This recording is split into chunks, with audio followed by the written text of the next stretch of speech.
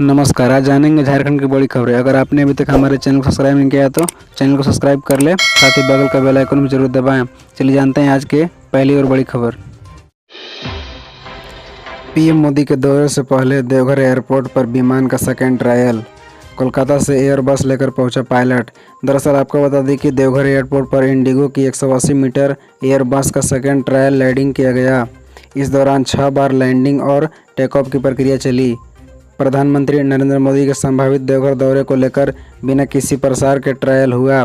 देवघर का ही पायलट गौरव निशांत दोबारा कोलकाता से एयर बस लेकर पहुंचा। सफल ट्रायल लैंडिंग के बाद दोबारा एयर बस ने कोलकाता के लिए उड़ान भरी।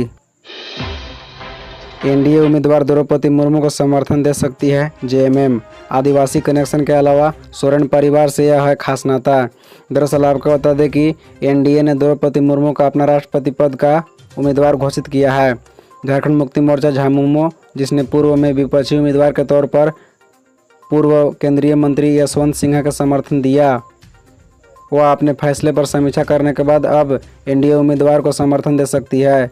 मुर्मू अगर राष्ट्रपति बन जाती है तो वह देश के सर्वोच्च संवैधानिक पद पर बैठने वाली पहली आदिवासी महिला होगी।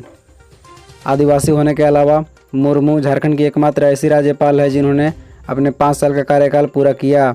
माना जाता है कि उनकी झामुमो सुप्रीमो शिबू सोरेन और उनके परिवार के साथ व्यक्तिगत जुड़ाव है। पार्टी की स्थिति के बारे में पूछे जाने पर झामुमो के कार्यकारी अध्यक्ष और मुख्यमंत्री हेमंत सोरेन ने कहे, नामों की घोषणा अभी की गई है, पार्टी बैठक के बाद फैसला करेगी।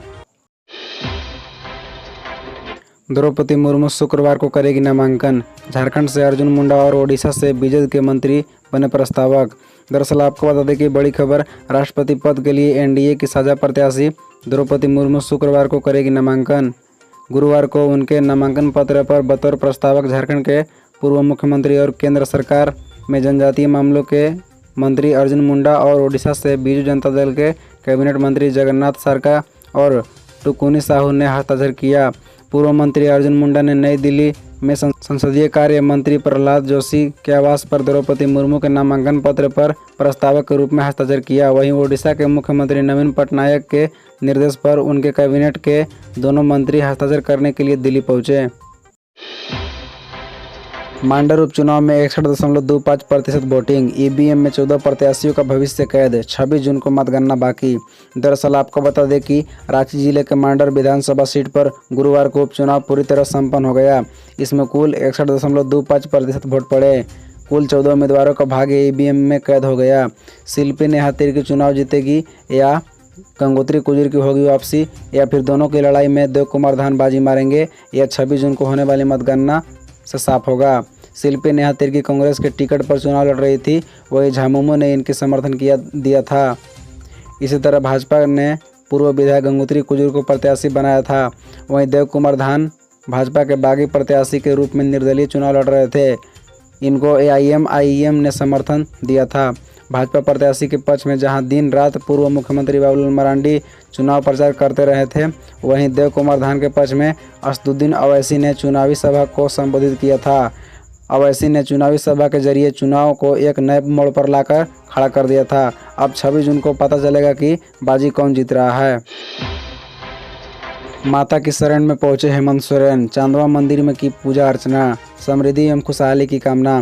दरअसल आपको बता दें कि मुख्यमंत्री हेमंत सोरेन गुरुवार को लातेहार जिले के चांदवा नगर मंदिर पहुंचकर पूजा अर्चना की। उन्होंने झारखंड की समृद्धि एवं खुशहाली की कामना की। उन्होंने मंदिर के बारे में भी जानकारी ली। मुख्यमंत्री के साथ कृषि, पशुपालन एवं सहकारिता विभाग के मंत्री बादल पत्रलेख, महिला बाल विकास एवं सामाजिक सुरक्षा विभाग मंत्री जोबा मांझी, मनिका विधायक रामचंद्र सिंह चेरो, मुख्यमंत्री के सचिव विनय कुमार चौबे, प्रमंडलीय आयुक्त जटाशंकर चौधरी, डीआईजी एवं पलामू उपायुक्त राजकुमार लाकड़ा सहित अन्य पदाधिकारी उपस्थित थे। विधायक टुल्लू महतो की बड़ी परेशानी, सुदेश महतो को मिली राहत, जानिए पूरा मामला। दरअसल आपको बता दें कि झारखंड हाईकोर्ट के जस्टिस गौतम चौधरी की अदालत में बाघमारा विधायक टुल्लू महतो के निर्वाचन को चुनौती देने वाली याचिका पर सुनवाई हुई। सुनवाई के दौरान अदालत ने इस मामले में रिटर्निंग ऑफिसर को जल्द से जल्द मतदाता रजिस्टर अदालत में प्रस्तुत करने का निर्देश दिया है। मामले की अगली सुनवाई 20 जुलाई को होगी। सुनवाई के दौरान प्रार्थी के अधिवक्ता अरविंद कुमार लाल की ओर से अदालत को बताया गया कि रिटर्निंग ऑफिसर की ओर से मतदाता रजिस्टर को छोड़कर अन्य दस्तावेज कोर्ट में सौंपे गए हैं। उनकी ओर से कहा गया है कि न्यायालय का स्पष्ट आदेश नहीं होने की वजह से मतदाता रजिस्टर नहीं भेजा गया है। इस पर अदालत ने जल्द से जल्द मतदाता रजिस्टर पेश करने का निर्देश दिया है।